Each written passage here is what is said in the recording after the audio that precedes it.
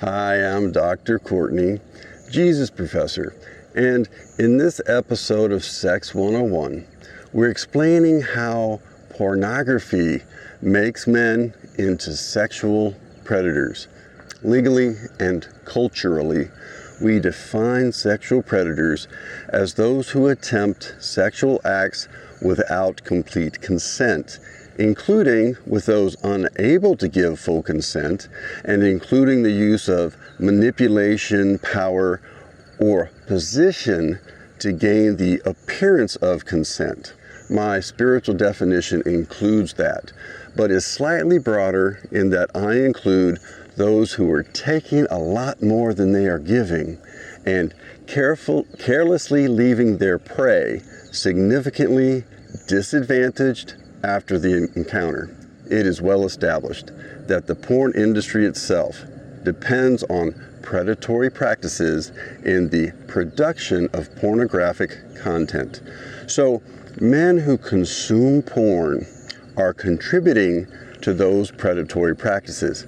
Beyond this, a number of peer-reviewed studies show that men who consume porn are more likely to personally engage in predatory practices such as attempting non-consensual actions during encounters that may have begun consensually.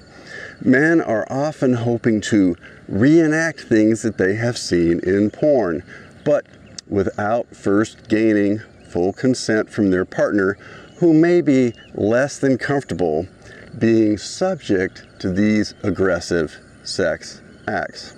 Further, porn fuels lust in most men to the point where they are unable to control their sexual desire. This leads to all kinds of creepy behavior, including sending or soliciting nudes without regard for the age, relationship status, or receptiveness of their prey, making unwanted lewd comments and suggestions, attempting to lower the inhibitions of their prey through the use of alcohol, drugs, money, power, or position. Various forms of stalking. Jesus also made it clear that the use of pornography is a form of adultery when he said, "Anyone who looks at a woman lustfully has already committed adultery with her in his heart."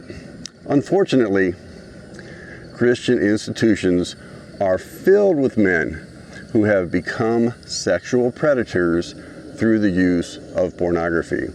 As Scripture says, having eyes full of adultery, they never stop sinning. They seduce the unstable. They have hearts exercised with covetousness, an accursed brood. They promise their prey freedom while they themselves are slaves of depravity. For people are slaves to whatever has mastered them. For men in positions of Christian leadership, viewing porn makes them creepy. Women and other vulnerable people can often sense those eyes full of adultery.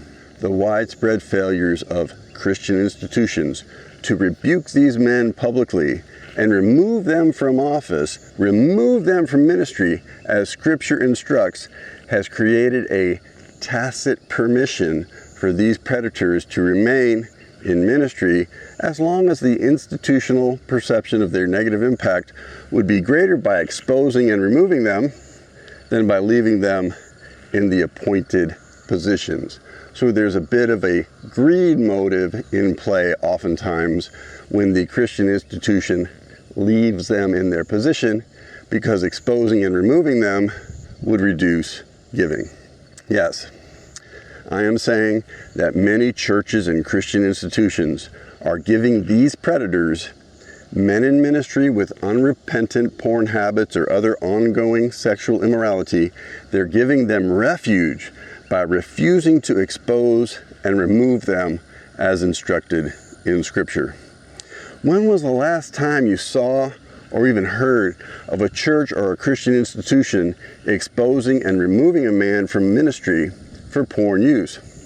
with various surveys estimating 50% or more of men in ministry habitually using porn, the fact that public exposure and removal is so rare is prima facie evidence that most churches and Christian institutions have become refuges for sexual predators.